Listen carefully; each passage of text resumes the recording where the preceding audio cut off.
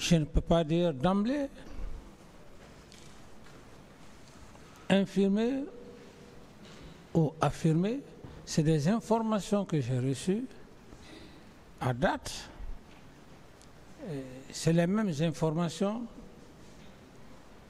à votre niveau que j'ai.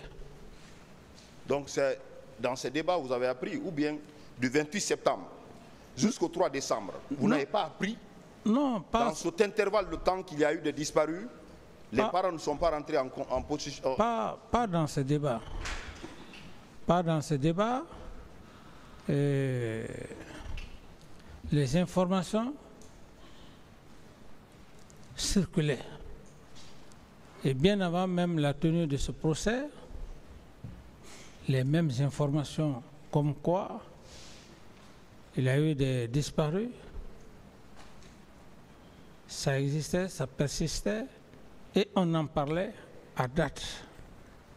Alors, qu'avez-vous fait? Qu'avez-vous fait pour, puisqu'on nous exhibe ici des actes, des mesures, des actes qui attestent que vous avez pris des dispositions après les événements du 28 septembre en constituant les commissions nationales d'enquête internationales. Alors, dans ce cas d'espèce, quelles mesures avez-vous pris permettant aux parents de ces victimes de connaître où sont partis ces corps? Quelles mesures avez-vous prises? La mesure, ça c'était depuis hier que j'avais institué une commission d'enquête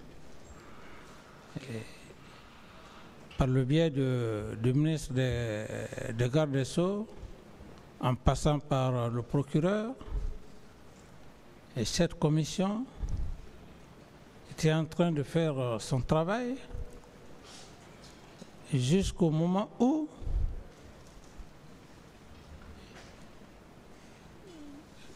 l'attentat s'est perpétré contre ma personne.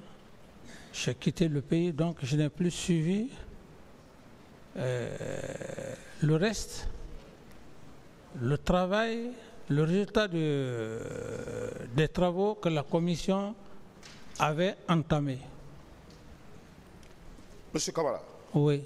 Vous savez que la gestion du corps, leur transport, même ceux qui ont été restitués aux parents à la mosquée Faisal, ont été transportés par les véhicules des militaires. Ça veut dire que les militaires avaient la main dans la gestion des corps.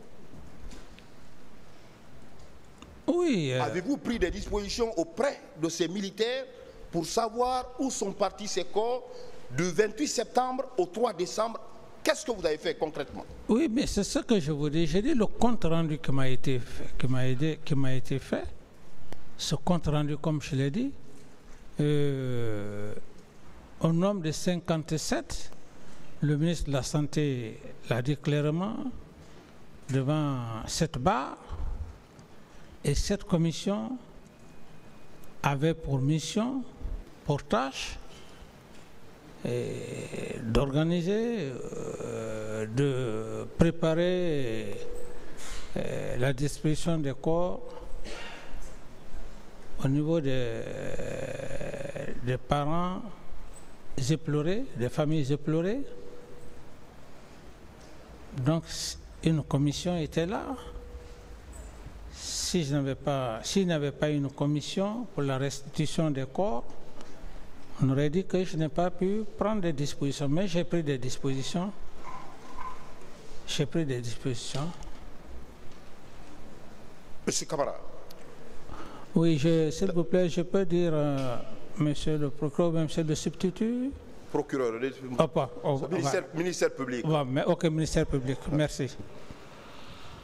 Moi, je voudrais également savoir, il y a une question qui revient toujours. Quand on vous demande de certaines choses, même ceux qui ont été commis dans l'enceinte du camp Alpha Yallo, les tortures, les séquestrations, au camp Koundara, des tortures, des séquestrations faites dans ces différents camps.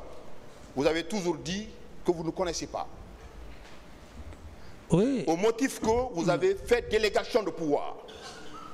C'est quoi la délégation de pouvoir, selon vous? Quelles sont les conséquences de la délégation de pouvoir? La délégation de pouvoir, comme il l'indique bien, c'est lorsque le président ordonne à un de ses ministres le rôle que le ministre devrait jouer en matière de santé. Je prends en matière de santé, le président lui délègue ce pouvoir dans l'exercice de ses fonctions. Alors, vous déléguez une partie de vos pouvoirs à un ministre. Tout comme tout gouvernement. Tout gouvernement. Voilà. Ce qui voudrait dire par ricochet que la délégation, je voudrais rappeler ici, que la délégation n'a jamais été, il n'y a pas une délégation pénale, mais une délégation est un acte administratif, c'est purement administratif. Ça veut dire qu'il y a le supérieur qui donne des instructions et au retour, le subordonné remonte l'instruction à l'hiérarchie. C'est ça la délégation de pouvoir. Selon vous, ce pouvoir de délégation que la loi vous a conféré, vous permettez de donner des instructions? Mais c'est ce que j'ai dit, monsieur le procureur. Comprenez par délégation de pouvoir, quand vous constituez un gouvernement, vous n'allez pas être vous-même ministre de la Santé, ministre de la Justice.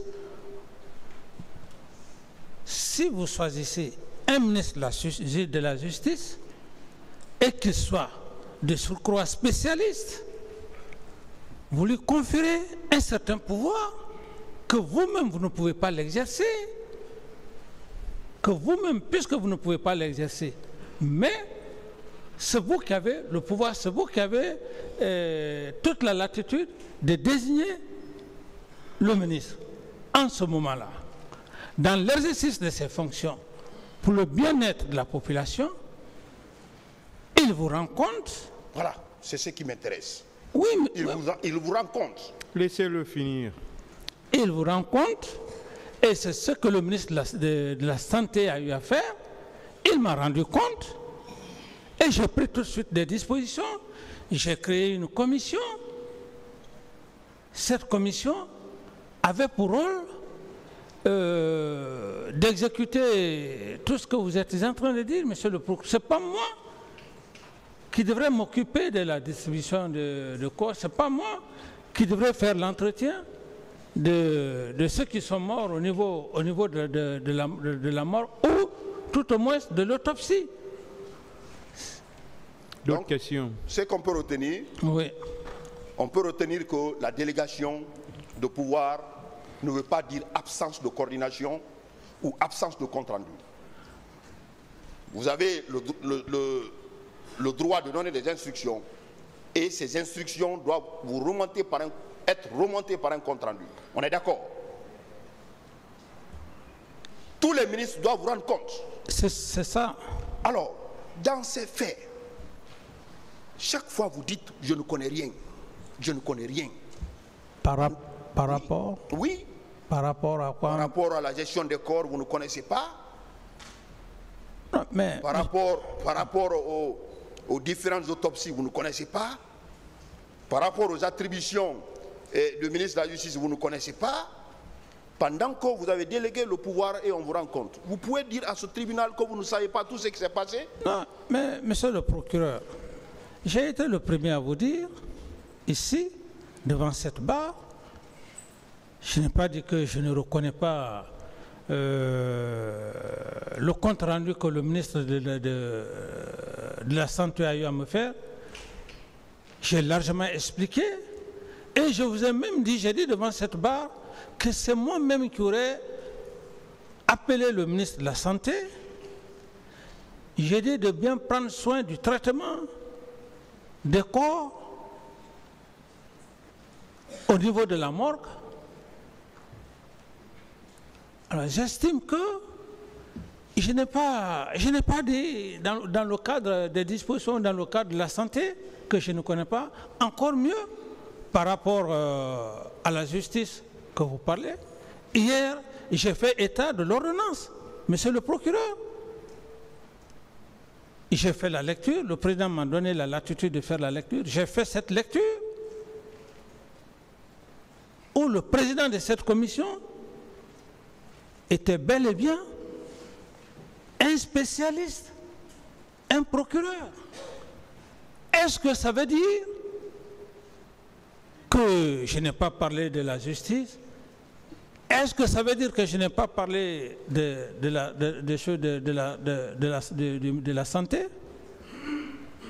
Mais pour tout ce qui concerne la gendarmerie, maintien d'ordre, vous avez dit devant ce tribunal ici, l'état-major de l'armée et l'état-major général de l'armée, vous avez dit beaucoup de choses suite aux différentes questions ici des partis. Vous avez dit que vous ne connaissez pas, que c'était le pouvoir discrétionnaire du chef d'état-major, que vous n'êtes pas informé.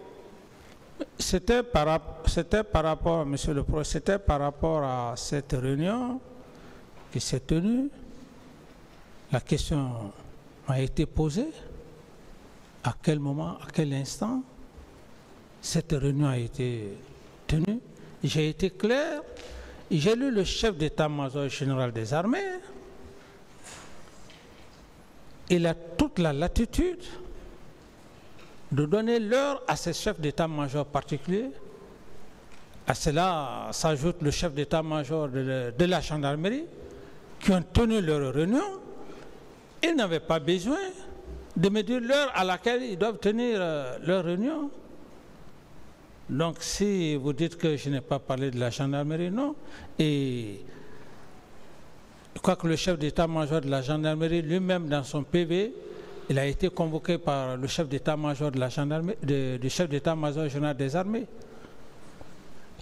Et je ne crois pas si à un seul instant, contrairement à ce que vous dites, monsieur le procureur, que j'ai dit que je ne connais pas. Ce sont des cas de corps disparus, comme vous le dites, que je disais que je n'ai pas les informations. Est-ce que vous ne tenez pas ces déclarations à dessein pour vous soustraire de la poursuite? Vous savez que vous connaissez l'origine, vous connaissez où sont partis les corps, mais devant ce tribunal, vous cherchez à vous innocenter. Mais par quel moyen, monsieur le procureur? Pendant que vous avez la délégation de pouvoir avec les conséquences liées à ça. Mais s'il vous plaît, monsieur le procureur, ce n'est pas de la sorte que vous devrez avoir des preuves suffisantes pour dire que je connais où les corps sont. J'ai été très clair. Cette délégation du pouvoir, c'est comme aujourd'hui, nous sommes dans cette audience. Le président délègue son pouvoir au ministre de la Justice. Le ministre de la Justice délègue le même pouvoir au procureur et au président. C'est comme ça que ça fonctionne. Je n'invente pas, c'est ce qu'on appelle des délégations de pouvoir, parce que, à ce niveau, pourquoi délégation de pouvoir? Si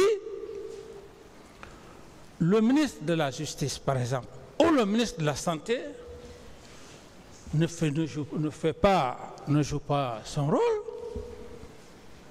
le président se rendra compte qu'il ne joue pas son rôle, ou tout au moins, si le président voit qu'il y a au niveau, par exemple, certaines défaillances ou des carences au niveau, par exemple, des procureurs ou je ne sais quoi, alors le président a l'autorité de demander au ministre de la Justice, ça ne va pas dans tel secteur. C'est pour cette raison d'ailleurs, très généralement, les ministres prennent des décisions. Ils ne prennent pas les décisions parce qu'ils veulent prendre les décisions. Certes, ils constatent certaines choses. Donc c'est comme ça que je comprends par délégation de pouvoir. Parce que le ministre de la Santé ou le ministre de la Justice lui-même ne peut pas s'autoriser en matière de loi. Il faut que le président, qui est le garant de la nation, lui délègue les lois de la République. Merci. Revenons-en au cas Kalea. Oui. Vous avez toujours clamé devant ce tribunal que c'est Sekouba Konaté qui a recruté, qui a fait le recrutement pour que les hommes se retrouvent à Kaléa. Vous confirmez ces déclarations? Tout à fait, oui. Vous n'avez jamais piloté ou co-géré le recrutement de Kaléa avec Sekouba Konaté?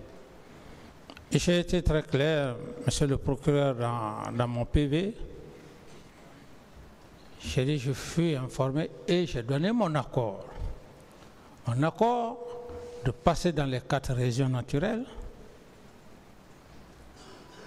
C'est ce qui est le plus important, mais ce n'est pas le président qui va se mettre sur le terrain pour faire un recrutement. C'est comme le recrutement, tous les régimes qui ont passé, c'est comme actuellement, quand on dit un recrutement, ce n'est pas le président qui est sur le terrain, c'est le ministre de la Défense, monsieur le procureur. Alors, ma question est de savoir, sur ce point, si c'est Sekouba qui a recruté, tous les éléments qui étaient à Kaléa étaient les hommes de Sekouba Konaté, pourquoi au moment de la transition, deuxième version, quand vous avez été victime, vous étiez à Ouaga, Sekouba a pris les rênes de la transition, deuxième version. Au temps du chef d'état-major général Nour Thiam, il est allé libérer, chercher tous les recrues de tous ceux qui étaient à Kaléa. Si c'était ces hommes, si c'était ces hommes, est-ce qu'il allait partir les chercher? Oui, mais monsieur le procureur, à ce niveau, c'est ce que je vous dis, que je lui ai donné des instructions de passer dans les 4 régions. Et comment le recrutement s'est passé? S'il estime à un moment donné qu'il doit libérer des gens, s'il doute d'un certain nombre de groupes, que je me permets très bien de le dire, parce qu'on a toujours l'esprit, et comme il y a le communautarisme, il y a cet esprit aussi qui anime les gens. Par rapport à votre question, et je peux lui dire ça, je peux dire ça, et même si le jour où il sera là, je serai à mesure de le dire, s'il a libéré des éléments, c'est le président à l'époque qui est parti dans les régions naturelles pour recruter les gens? S'il a libéré des gens, ça suppose qu'il doutait peut-être que un certain nombre de groupes sélectionnés pouvaient porter préjudice à son pouvoir. Monsieur le procureur, c'est de cela qu'il s'agit. Alors, ça c'est le premier aspect. Le deuxième aspect, pourquoi certaines recrues, tous des Guinéens, pourquoi ils ont eu leur matricule engagés?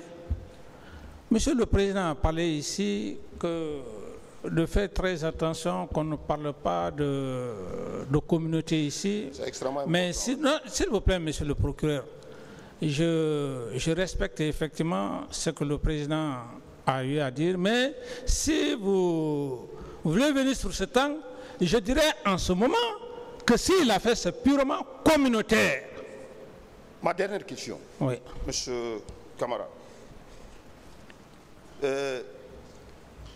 L'organisation militaire, la hiérarchie militaire. Oui. Nous avons suivi avec intérêt la lecture de la structure de l'organisation militaire par votre défense.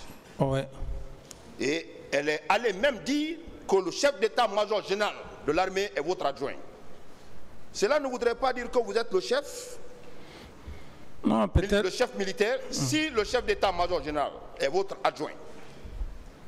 Bon, peut-être. Oui ou non, vous êtes le chef, le premier chef. Vous avez fini, je peux parler, monsieur le procureur? Oui. Peut-être, certainement, il a... Monsieur Camara, que vous inspire la date du 28 septembre dans l'histoire de la Guinée? Reprenez la question, s'il vous plaît. Que vous inspire la date du 28 septembre dans l'histoire de la Guinée? La date du 28 septembre. Les gens là.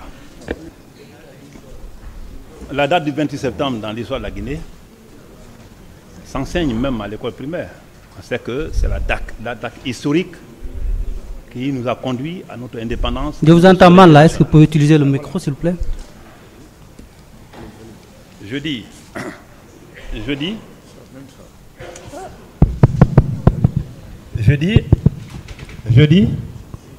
que la date du 28 septembre dans l'histoire de notre pays s'enseigne à l'école primaire. Nous savons tous que c'est la date historique qui nous a conduit à l'indépendance et à la souveraineté nationale. Très bien. Comment le CNDD est-il né, à votre connaissance? Comment le CNDD est-il né? Oui. Ça fait l'objet de mon occupation?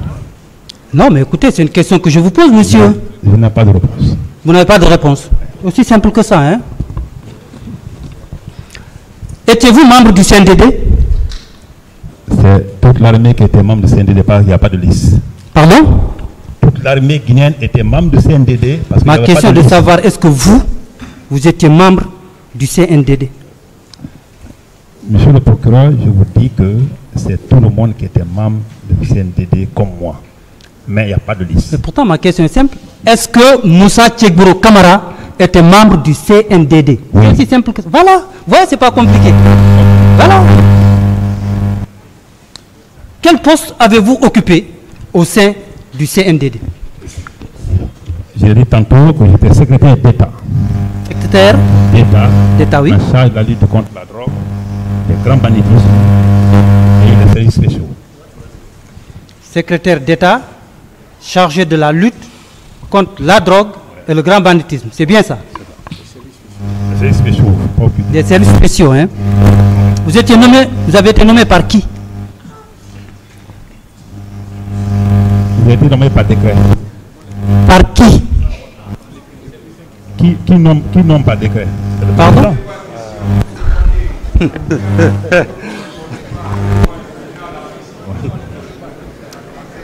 S'il vous plaît.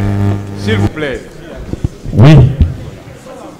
Je peux reprendre ma question? Reprenez la question, s'il vous plaît. Monsieur le procureur, s'il vous plaît. S'il vous plaît. S'il vous plaît, je m'adresse à vous. Si vous n'êtes pas obligé de suivre les débats, mais s'il vous plaît, laissez au moins qu'on donne au moins une sérénité au débat. Parce qu'il y a trop de bruit de ce côté. Une fois de plus, s'il vous plaît.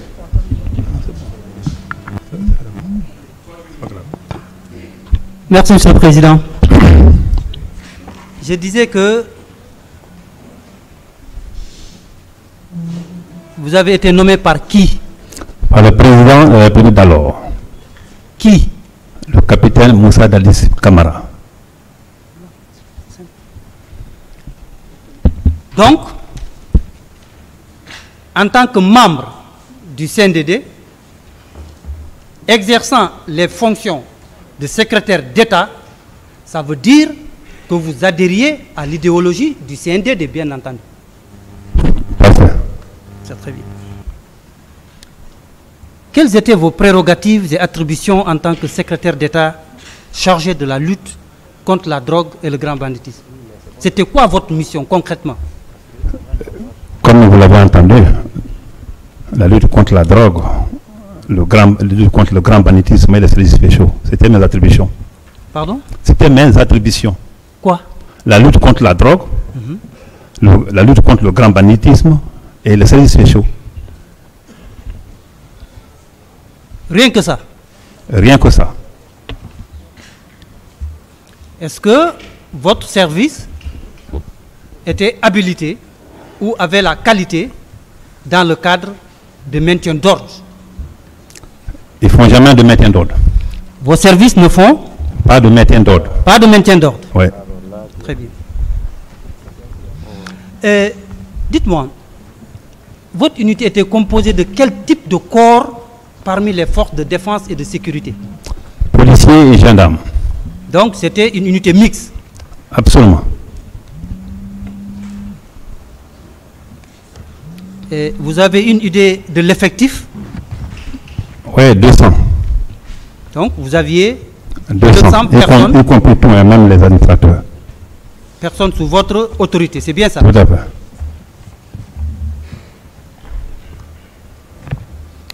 Donc, ça veut dire que vous déteniez tout le pouvoir, l'autorité de commandement et de contrôle de ces effectifs. C'est bien ça?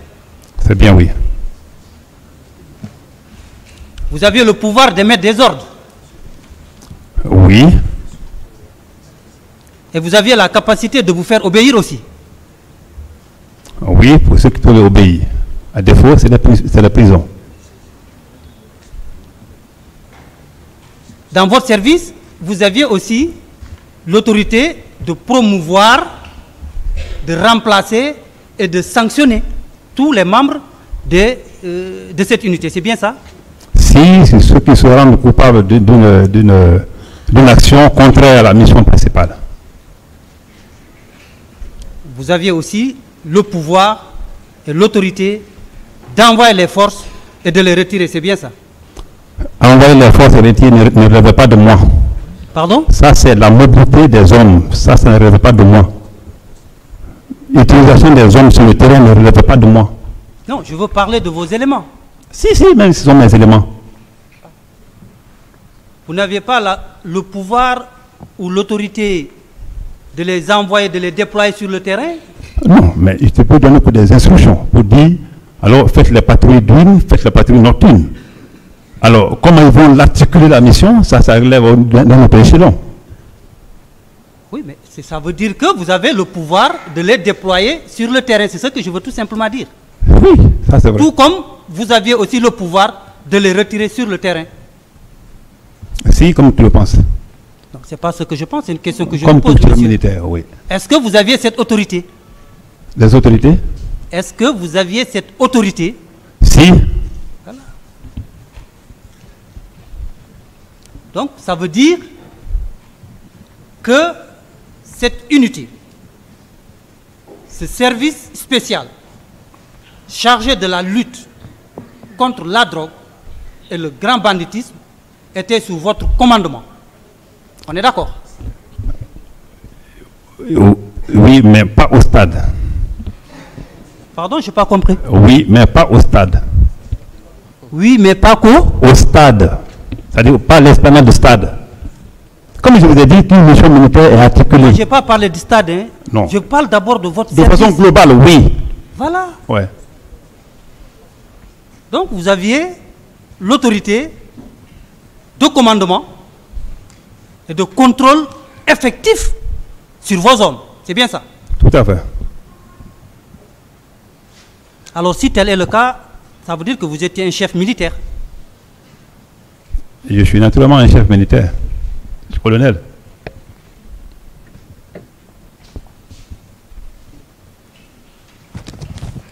Monsieur Camara. Oui.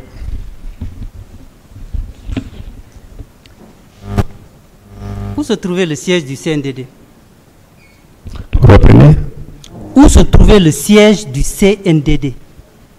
Où se trouvait le siège du CNDD? Au camp Alifaya Diallo. La cité. La cité. La cité du camp Alifaya Diallo. Une réunion s'est tenue le 27 septembre, la veille des événements du 28 septembre.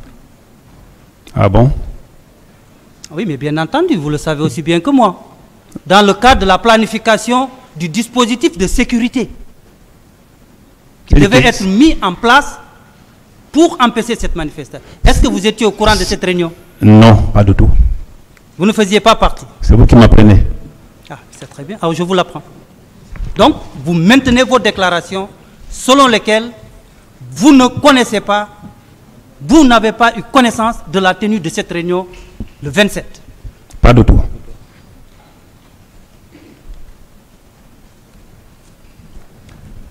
Le 27 septembre, où étiez-vous? Dans ma mission. Je vous ai expliqué. Où? Et dans mes missions. Dans vos missions, où? Mais dans mon bureau, en train de planifier ce qu'il faut, en train d'organiser, s'il faut dire, des autres missions dans le cadre de la lutte contre la drogue. D'ailleurs, comme tu le sais, c'était notre priorité à l'époque. Donc, je ne sais pas ce que vous avez comme information, mais j'étais dans mon bureau. Toute la journée du 27, du matin au soir, vous n'êtes pas sorti de votre bureau. Oui, mais mon frère, je ne peux pas te dire, je pourrais te dire seulement, je sors de mon bureau le matin, je viens à la maison à Dixine me laver, parce que la nuit, il n'y a pas le temps, me laver, me changer, revenir, tout ça là, je ne peux pas continuer à répéter ça. J'ai dit qu'à l'accoutumée, c'est comme ça. Et quand tu viens, tu restes au bureau. S'il n'y a rien à faire, il n'y a rien à faire, s'il y a quelque chose à faire, et si vous attelez à ça. Donc, si vous dites que tu ne peux pas rester au bureau toute la journée, je ne peux pas, après 13 ans, te dire si j'ai mangé de l'affilie ou si j'ai mangé de tel chez moi. C'est pas possible. Non, moi, je ne vous demande pas ce que vous avez mangé, monsieur. Oui, mais ce que je vous demande, c'est c'est qu'est-ce que vous avez fait concrètement de En tout cas, le matin, chaque matin, je sortais pour aller chez moi, Très bien. me laver, me changer et revenir au bureau. Est-ce que, dans la soirée, ou sinon la nuit du 27, vous avez rencontré le capitaine Moussa Dadis Camara? Bon, c'est une question très importante. Est-ce que vous avez rencontré monsieur. le capitaine Moussa Dadis Camara Oui, dans la nuit du 27 septembre? C'est une question très importante. Laisse-moi te déballer un peu. Nous sommes... je vous en prie, Oui, mais mon frère, il faut qu'on se donne le temps pour vraiment éclaircir les choses. On a tout le temps. Allez. Alors, comme je vous ai dit, j'ai dans l'audition, quand ils ont dit que si j'ai rencontré le capitaine Dadis Camara, si Dia l'avait appelé devant moi, c'est... Ouais. Ouais.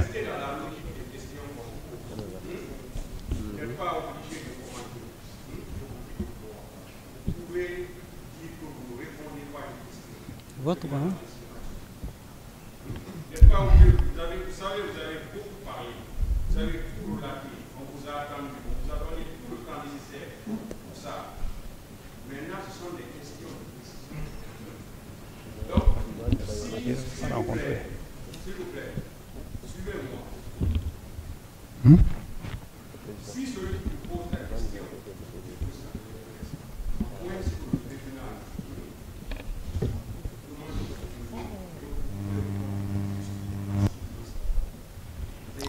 Si. Aucune réponse. Je peux reprendre la question? Aucune réponse. Il n'a aucune idée dans la tête.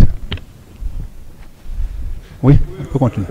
Je vais la reprendre Oui, si en vous français simple ou facile. voulez.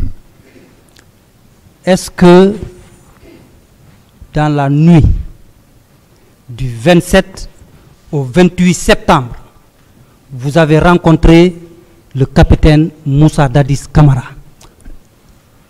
Aucune idée. Aucune idée. Ouais. Vous maintenez votre déclaration? Oui, je le tiens. Vous le maintenez? Oui. Que le tribunal nous en donne acte. D'accord. Que le tribunal nous en donne acte. Oui. Je vais continuer. La nuit, il faut que tu précises. La nuit commence à 18h. Vous avez déjà répondu, on va évoluer là. On y va. Ou bien je reprends la question. Oui, non, si vous voulez. Je continue, monsieur.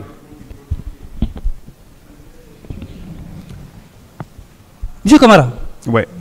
où étiez-vous le 28 septembre 2009? Le 28 septembre 2009. À quelle heure? Du matin au soir, où étiez-vous? Du matin au soir, où étiez-vous? Vous voulez que je reprenne encore? Mais oui, où étiez-vous le 28 septembre? C'est la question que je vous pose, monsieur. Allons doucement. Il ne faut pas que je reprenne. Il y a dit tantôt au président. D'accord. Où étiez-vous? Je reprends. Je vous ai dit que le matin du 28 septembre, vers 8h, et comme à l'accoutumée, j'ai pris ma voiture, chauffeur, garde-corps, comme tout le monde le sait, je l'ai dit tantôt, pour aller chez moi, à Dixie-Rougier-Roger, pour non seulement prendre un bain, mais aussi, comme d'habitude, prendre le petit déjeuner, jouer un peu avec l'enfant, comme je t'ai dit que j'avais un enfant qui n'avait que 2 ans, et ressortir, aller à mon bureau.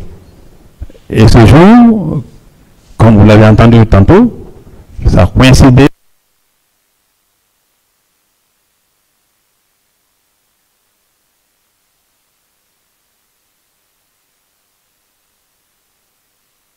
la manifestation pouvait se tenir. Après tous ces communiqués, non seulement du gouvernement, des leaders, c'est-à-dire des coordinations régionales, les leaders religieux et tout, moi je ne pouvais pas imaginer que la manifestation pouvait se tenir. Alors, c'est chemin faisant à Bamako que j'ai vu un attroupement des gens. Je n'ai même pas descendu, juste descendre la voiture, les vitres pour leur dire calmez-vous, mais qu'est-ce qui ne va pas? Non, on entend nos leaders, tout ça. Moi j'ai continué ma route parce que j'étais à Chauge, à Duxine. Et c'est arrivé à Duxine terrasse là, que j'ai constaté l'attroupement des gens et je me suis adressé à eux. Quand je descends de ma voiture, les gens ont applaudi. Ça aussi c'est sur image, je sais tout de suite là, mon avocat va vous remettre aussi, il faut dire, les copies pour voir l'accueil qui m'a été réservé avec enthousiasme ce jour devant l'esplanade, entre la pharmacie, devant même la pharmacie Manizé. Donc, c'est de là, je suis resté, et puisqu'il y avait un bouhaha, et puis des gens qui applaudissaient, ceux qui étaient derrière à crier, et puis voilà, dans ce bouhaha, je me suis décidé par l'indication de quelqu'un, qu'on me disait, au lieu de continuer à parler ici, la voix ne porte pas, allez-y vers le leader politique. Et vers le leader politique qui était juste en face de Gamal. Et c'est vrai, qui était chez Jean-Marie Doré. Frère Jean-Marie Doré, je vais dire. Donc, je suis parti vers eux. Et, vous savez, ma question, elle est très simple. Je ne vous ai pas demandé. Laissez-moi, tu me dis où j'étais. Je suis en train d'expliquer. Allez-y. Ma question était que où vous étiez dans la matinée du 28 septembre. C'était ça ma question. Non, mais pas, mon frère. Mais vous savez que je ne peux pas te dire précisément que tu n'étais pas assis quelque part. Ce que j'ai pu faire ce jour-là, c'est que je peux te dire. Où tu étais, je ne vais pas te dire que j'étais au stade. Je ne vais pas te dire que j'étais chez moi, parce que j'étais chez moi. Je ne vais pas te dire que j'étais seulement à CMS, j'étais à CMS pour vérifier s'il y a des gens qui sont arrêtés. Donc si je ne te demande pas le schéma, tu ne peux pas comprendre. Si tu poses une question comme ça et que je dis non, je ne te nulle pas, tu vas dire encore, tu n'as pas bougé.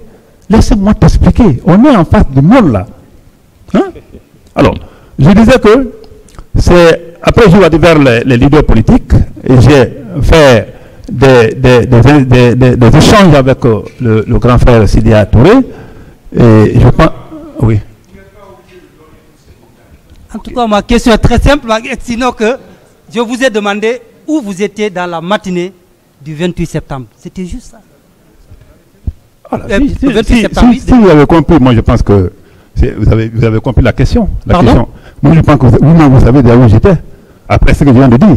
Non, moi je ne sais pas. C'est pourquoi je pose la question. J'étais pas un lieu seul. J'étais pas un lieu seul. Hein? Il vient d'expliquer. Tu dis encore que non. Vous étiez où? Moi? Le 28 septembre 2009, vous étiez où?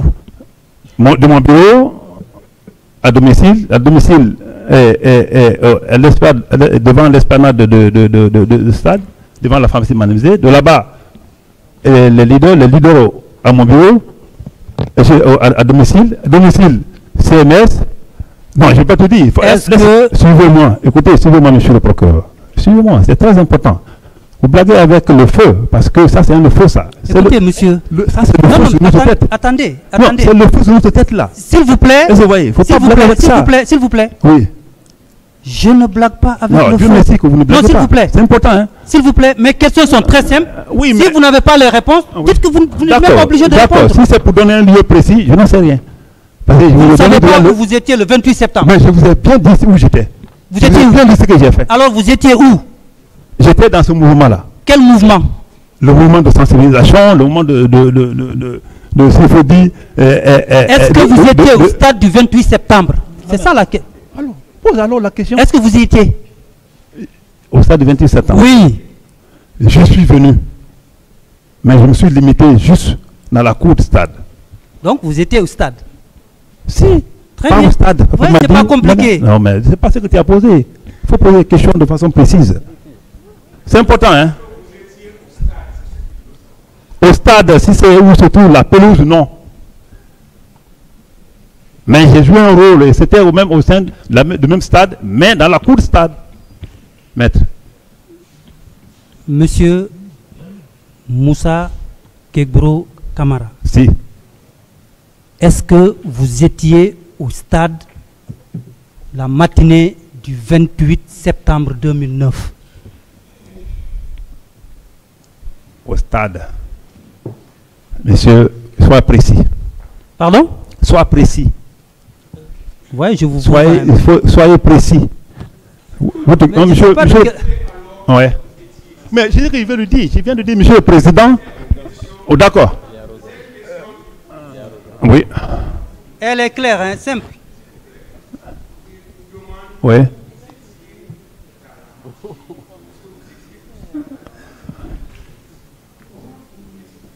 Bah, je l'ai précisé, monsieur le président. D'accord, comme vous le dites, je vais le préciser.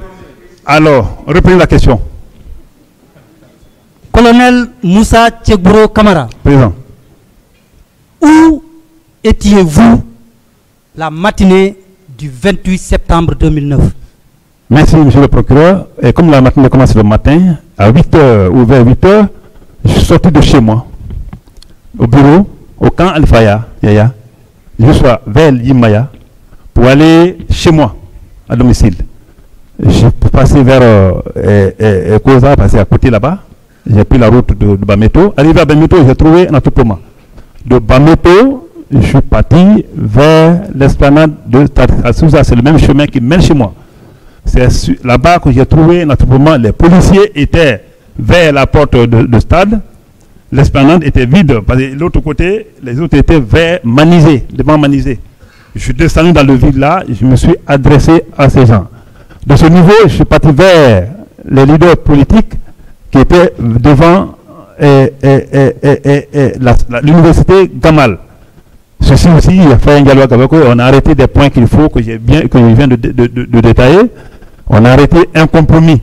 Et ce compromis disait qu'ils vont vers les militants pour leur dire de reporter les manifestations et que moi, je faisais de mes efforts pour libérer les manifestants. Et je vous ai dit... déjà satisfait, hein? Je suis déjà satisfait. Okay. Parce que ma question était tout simplement de savoir si vous avez dit que vous étiez effectivement au stade du 28 septembre. En tout cas, c'est ce qui ressort de votre déclaration. Je vous ai bien dit à l'esplanade. Hein. Pardon? À l'esplanade. Ok. Oui.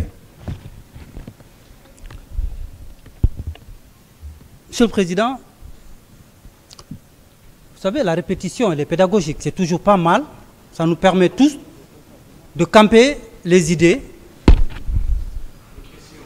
Que savez-vous des événements survenus le 28 septembre, ce jour du stade?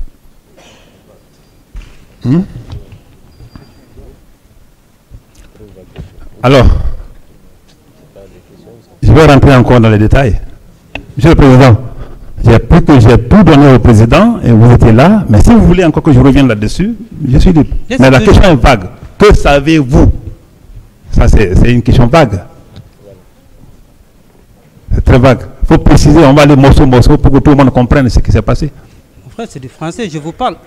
Que savez-vous? Je n'ai pas compris, monsieur le Président, sa question elle est vague. Et pourtant, elle est très claire. Oui, mais reprenez. Mais la question est de savoir qu'est-ce qu'il sait ou qu'est-ce qu'il a su au sujet des événements survenus ce jour 28 septembre au stade portant le même nom. C'est ça ma question. La question a été répondue. La question a été répondue.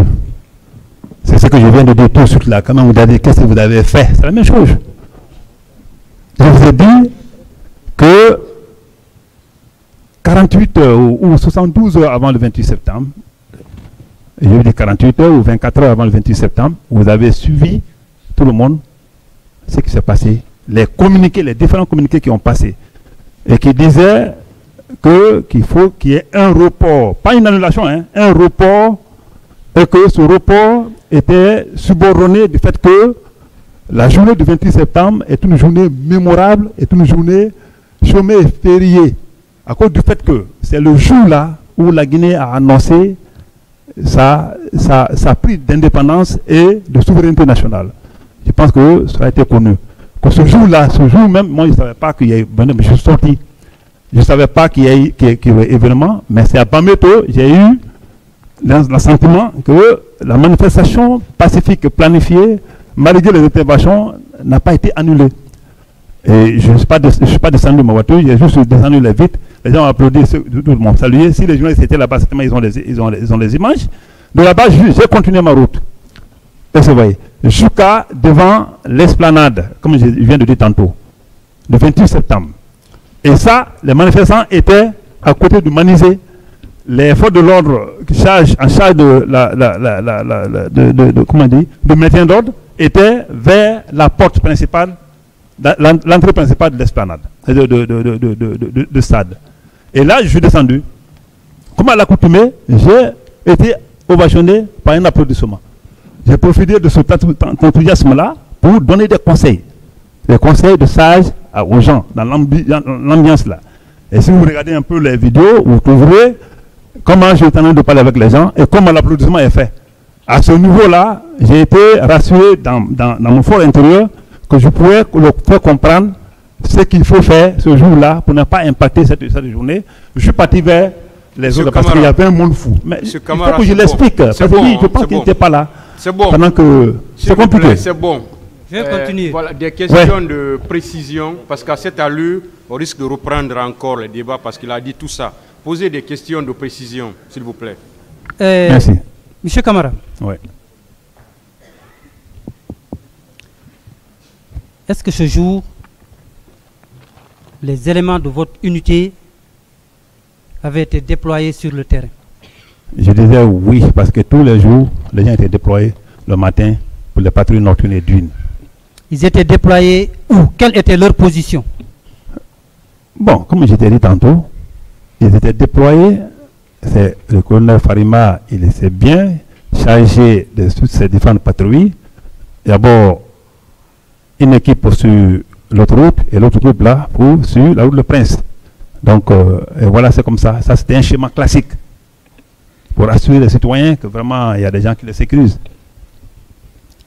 Donc, si je vous comprends, vos hommes n'étaient pas au stade. Je n'ai pas dit ça. Pardon? Je n'étais pas dit ça.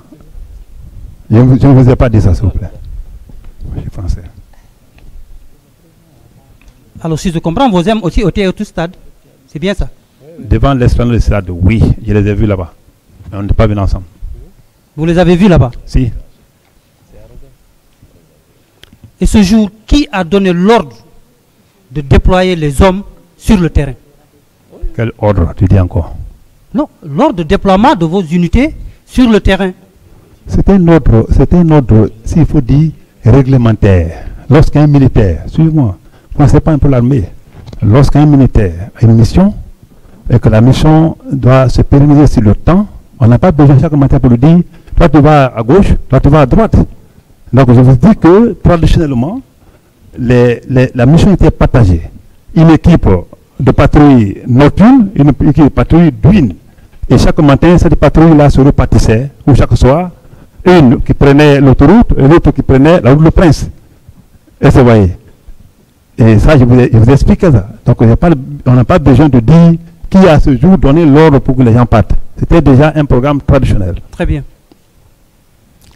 Est-ce que c'était normal que vos hommes se retrouvent au stade dans la matinée du 28 septembre? Si c'était normal, oui. Je pense que celui qui les a envoyés là-bas pourra répondre à cette question. Pardon? Celui qui les a envoyés pourra répondre à cette question. Mais pour celui moi, qui les a envoyés là-bas était sous le commandement de qui? Suivez-moi, s'il vous plaît. Pour moi, mes hommes, en cas de manifestation, en tant que chargés de grand banditisme, souvent, ils restaient toujours derrière les manifestants pour voir si les bandits ne vont pas se permettre de casser la boutique des gens. Et c'est sûr, ça allait toujours arriver dans ce pays. Et ils l'ont fait, ce n'était pas la première fois, ils l'ont toujours fait, il n'y a pas eu de problème. Il y a eu tellement de cas de manifestations dans ce pays où ils ont encadré derrière, où ils ont vraiment fait en sorte que les bandits ne puissent pas saccager la boutique des gens, ne profitent pas de la manifestation, soi-disant, ça n'existe même pas dans ce pays, manifestation pacifique. Toutes les manifestations en Guinée, vous savez comment ça termine. Donc, ils avaient pour mission de faire en sorte que suivre la manifestation et non devant la manifestation. Devant la manifestation, ça, c'est les services classiques de la police de la gendarmerie qui sont dotés d'armements adéquats adéquat plutôt pour faire face aux manifestations avec des trucs de gaz lacrymogène. Monsieur Camara. Oui. Si je vous comprends alors, Ouais. vos hommes faisaient partie du dispositif mis en place pour assurer la sécurité ou sinon pour empêcher la tenue de cette manifestation. Je ne t'ai pas dit ça. C'est pas venu de moi. Hein. Je pense. Non, mais vous venez de nous dire que vos hommes étaient sur l'esplanade du stade. Nous sommes tous là. Monsieur le procureur.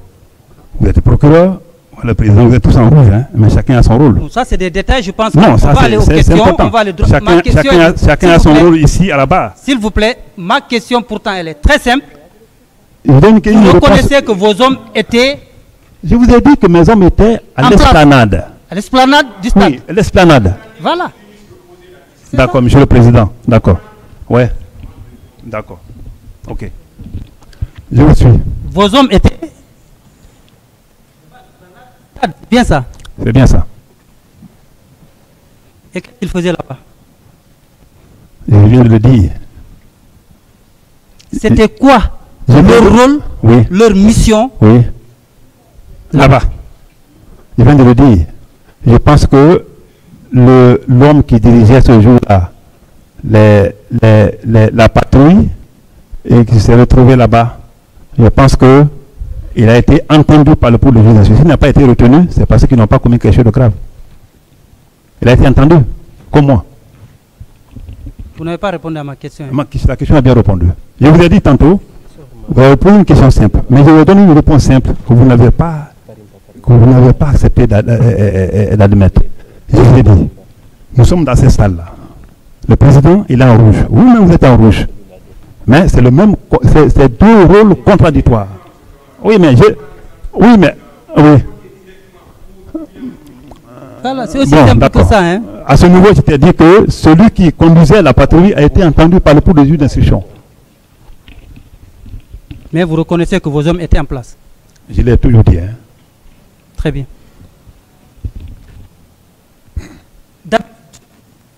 Quand vos hommes sortent pour la patrouille, comme vous le dites, quotidienne, est-ce qu'ils sont armés? Pas du tout.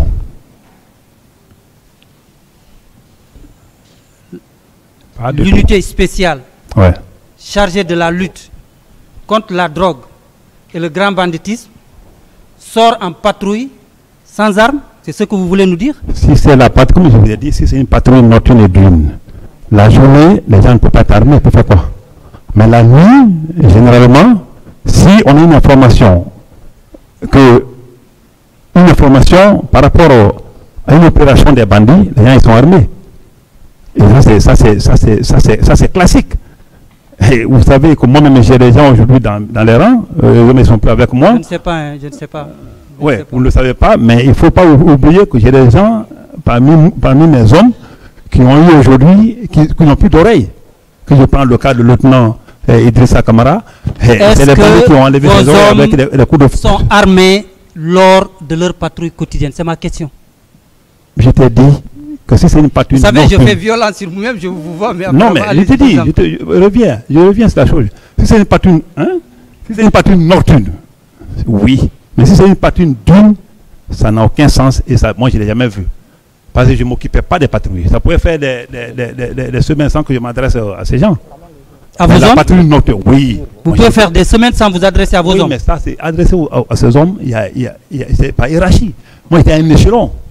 Je ne suis pas toujours appelé à Oui, vous m'adresser à donniez eux. des ordres. C'est Hein? vous qui commandiez. Oui, mais chacun a son rôle à jouer. Très Il ne faut bien. pas oublier que On va avancer, l'armée est hiérarchisée. on va avancer. On s'il va vous plaît. avancer. Alors, ce jour du 28 septembre, Pas compris. ce jour du 28 septembre, Oui. quels ont été les ordres et les consignes données à vos hommes sur le terrain? Alors, je n'ai aucune idée parce que je n'ai pas donné d'ordre ou de consignes. Je vous ai dit que la patrouille nocturne et diurne était déjà une planification ancienne. Donc, Même à l'heure à laquelle ils sont sortis, demandez-les si l'heure à laquelle ils sont sortis, j'étais informé. Mais c'était leur mission traditionnelle de sortir et le matin et la nuit dans le but de mettre à l'abri les citoyens et sécuriser les citoyens. Personne ne peut ignorer le résultat qu'on a atteint à l'époque. Monsieur le Président, avec votre permission, je voudrais vous montrer juste pour une question d'éclaircissement, si vous le permettez. Est-ce que vous êtes le signataire? Lucie est là? Je voulais juste me rassurer. C'est le procès verbal d'interrogatoire de monsieur, le colonel Moussa Tchekbouro Kamara. Je veux juste me rassurer s'il s'agit effectivement de votre signature. Il peut voir ici. Oui, bien sûr. Ouais. Procès verbal d'interrogatoire.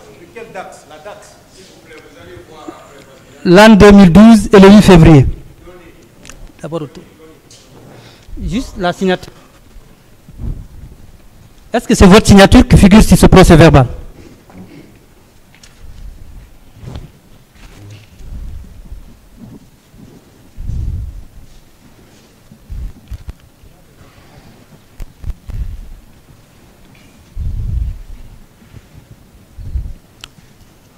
Affirmatif. C'est votre signature? Absolument. Vous avez été contraint? Bon, je suis assez grand pour ne pas être contraint à signer quelque chose.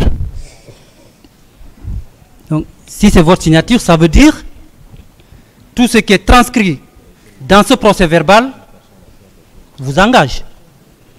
Absolument. Et vous assumez. Et pourquoi pas? Très bien. C'est ça que je voulais me rassurer. Merci, monsieur le procureur.